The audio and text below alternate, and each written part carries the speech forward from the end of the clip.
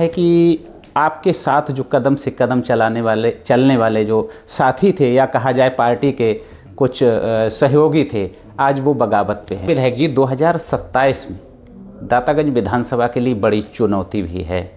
उस चुनौती के लिए क्या, इस चुनौती को कैसे सामने?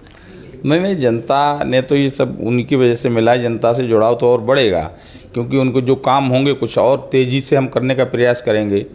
जनता के अधिक से अधिक काम शासन से कैसे करवाएं, इस समिति के माध्यम से हम और अधिक प्रयास करके उसको आगे बढ़ाने का काम करेंगे। तो इसलिए विधानसभा की विधायन समिति के बाद दातागंज क्षेत्रीय विधायक से आज हम बात करेंगे और जानेंगे कि जो विधायन समिति का आपको सभापति बनाया गया। पहले तो इंडिया वॉइस में बहुत बहुत स्वागत है विधायक जी। आपको विधायन समिति का सभापति बनाया गया है और आपकी जिम्मेदारी और बढ़ जाती है और विधायिका के सिस्टम में आप पहुंच गए हैं, तो जाहिर सी बात है कि जनता के जुड़ाव आपका कम होगा। इस चुनौती को कैसे सामने? नहीं, जनता ने तो ये सब उनकी वजह से मिला है। जनता से जुड़ाव तो और बढ़ेगा, क्योंकि उनको जो काम होंगे कुछ और तेज़ी से हम करने का प्रयास करेंगे। जनता के अधिक से अधिक काम शासन से कैसे करवाएं, इस समिति के माध्यम से हम और अधिक प्रयास करके उसको आगे बढ़ाने का काम करेंगे।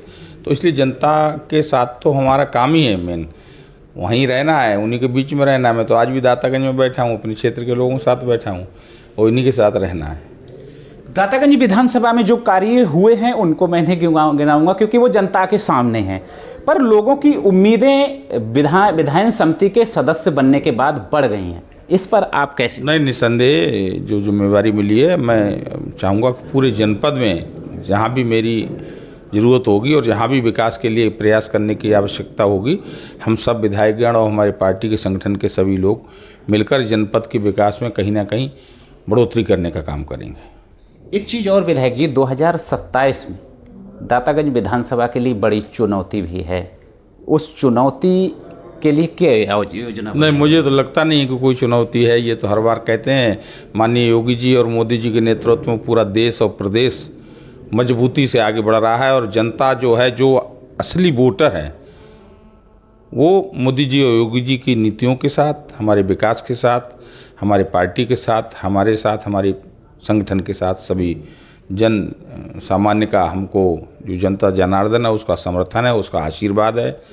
और मुझे नहीं लगता है कि लोग कुछ भी कहें। जनता जनार्दन फिर एक बार आदरणीय योगी जी और मोदी जी के नेतृत्व में उत्तर प्रदेश में 2/3 से भी अधिक बहुमत लाने का काम करेगी। दातागंज अगर विधानसभा की बात की जाए तो पूरे मंडल में जो कार्य नहीं हुए वो ऐतिहासिक कार्य दातागंज विधानसभा में हुए। अभी ऐसे और कौन से कार्य हैं जो अभी बाकी हैं जिन पे आपका मंथन चल रहा है? देखिए, एक बड़ा स्पोर्ट्स कॉलेज स्कूल की शुरुआत की है, उसको भी बनाने का काम है, और एक दातागंज का बहुत बड़ा बाईपास है।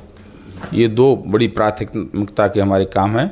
और बाकी छोटे छोटे जो काम है, कहीं कुछ छोटी इंडस्ट्री लगाने की भी बात चल रही है शासन में, और मैं समझता हूँ कहीं ना कहीं रोजगार से जुड़ने के लिए यहाँ के क्षेत्र के लोगों के लिए कुछ उद्योग भी यहाँ स्थापित होंगे भविष्य में।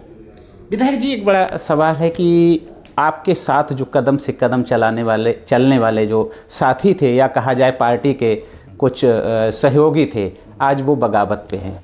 नहीं, हमारे साथ सब लोग हैं, कोई बगावत पे नहीं है और सबका स्नेह आशीर्वाद है।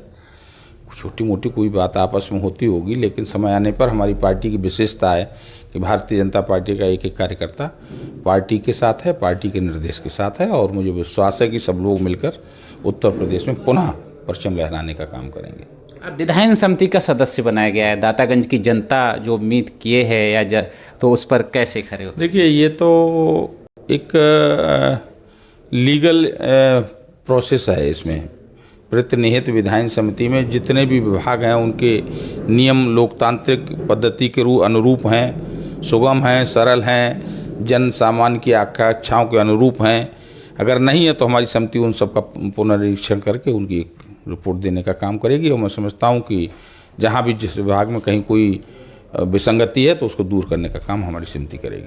जी बिल्कुल, अभी जो बात कर रहे थे हम दातागंज क्षेत्रीय विधायक राजीव कुमार सिंह उर्फ बब्बू भैया से, जो विधायन समिति के बाद सदस्य बनने के बाद जो इनका स्वागत का काफिला हमने देखा था, दुनिया ने देखा था कि बरेली से लेकर के दातागंज तक 10 घंटा में स्वागत समारोह के चलते जो है दातागंज पहुंचे थे। तो एक भव्य स्वागत था विधायन समिति के बाद। आज उनसे बात की।